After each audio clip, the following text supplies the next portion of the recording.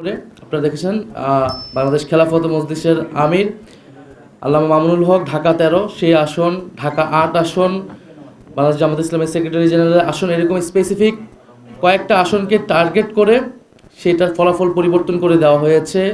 কেন্দ্রগুলোকে দখল করে সেই কেন্দ্রে জোর করে প্রশাসনকে ব্যবহার করে সেই ফলাফল পরিবর্তন করা হয়েছে।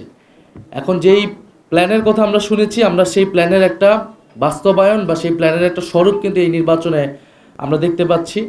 এবং এই ধরনের ফলাফল কারচুপি করে যারা পুরনো আমলে আওয়ামী লীগ যেইভাবে নির্বাচন করেছে সেই ধরনের প্রচেষ্টা আমরা যাদের ভিতর দেখতে পাচ্ছি, তারা কিভাবে রাষ্ট্র পরিচালনা করবে, কীরকম দেশ পরিচালনা করবে সেটা নিয়ে জনগণের মধ্যে প্রশ্ন এসেছে। এবং নির্বাচনের পরদিনই যারা তাদের প্রতিদ্বন্দ্বীদের উপরে হামলা, সারা দেশে নির্বিচারে বাড়িঘরে হামলা, আগুন লাগানো, হুমকি এবং এলাকা ছাড়া করতেছে, তাদের কাছে এই দেশের জনগণ, এই দেশের মানুষ কিভাবে নিরাপদ থাকবে সেটা নিয়ে প্রশ্ন এসেছে। এবং সেটার জন্য আমরা 11 দল কিন্তু ঐক্যবদ্ধ হয়েছি।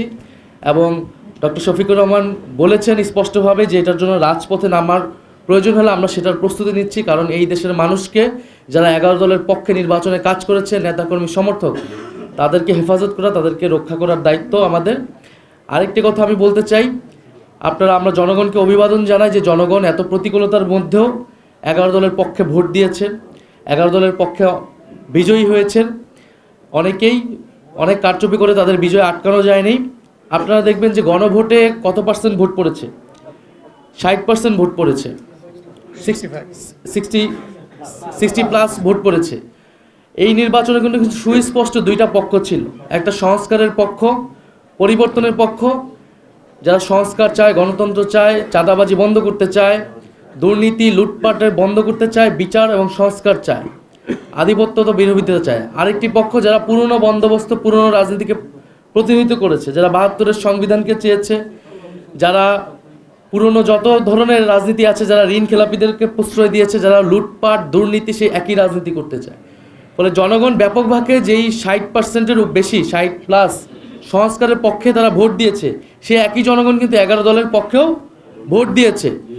কিন্তু শেষ মুহূর্তে এই 10%-এর মতো ভোট কিন্তু কারচুপি করা হয়েছে, ফলাফলে কারচুপি করা হয়েছে। নাহলে এই পুরো ভোটটাই 11 দলের পক্ষেই আসতো। শেষ মুহূর্তে 11 দলের অনেক গুরুত্বপূর্ণ নেতাকে এবং প্রার্থীকে হারিয়ে দিয়ে ক্ষমতা নিয়ে নেওয়ার চেষ্টা করেছে। এবং আমরা নির্বাচন কমিশনে সেটা সুস্পষ্টভাবে এই অভিযোগ জানানো হবে, প্রার্থীরা জানাবে যাদের, এবং নির্বাচন কমিশন সেখানে কি ভূমিকা পালন করতেছে, তাদের অবস্থান কি, এর উপর নির্ভর করবে আমাদের নির্বাচন নিয়ে চূড়ান্ত অবস্থান। ধন্যবাদ সবাইকে।